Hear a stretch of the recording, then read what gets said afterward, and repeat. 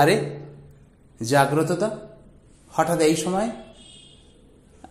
হ্যাঁ বাবা, তোমার কাছেই এসেছিলাম। একটা কবিতা লিখেছি, যদি একটু পড়ে দিতে। কই দেখান। এ তো অনেক কিছু লিখেছেন। হ্যাঁ বাবা, লিখেছি। একটা কাজ করুন, আপনি একটা স্তবক পড়ুন, আমি একটা পড়ি, তাহলেই পুরো ব্যাপারটা বোঝা যাবে। আচ্ছা আচ্ছা, পড়ছি তাহলে। ছিল রাজনীতিটা শ্রেষ্ঠ নীতি, সমাজ সেবার নামে ঘরের খেয়ে মোষ তাড়ানো যেত তাঁরা ঘেমে।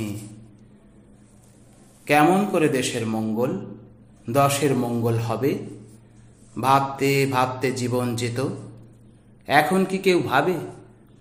দেখো, ভণ্ডামিতে ভরে গেছে রাজনীতির ওই অঙ্গন।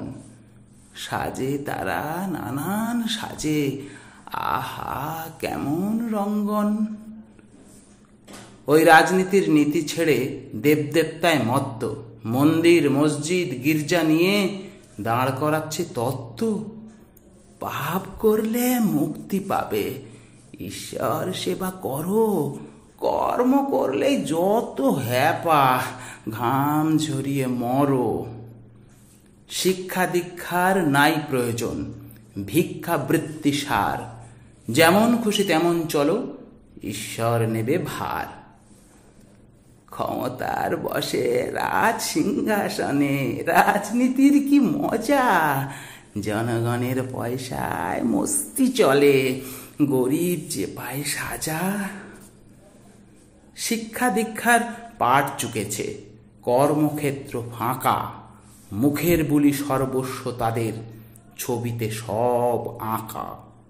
কোথাও রাম কোথাও জগন্নাথ, হেঁটে হেঁটে আসে সাধু সন্ন্যাসীর মিলন ক্ষেত্র, আনন্দেতে ভাসে। কর্মহীন সব গরিব মানুষ, নাই যে কর্ম তাঁদের, অভুক্ত থাকে পরিবারের সবাই। দেশটা বলো কাদের?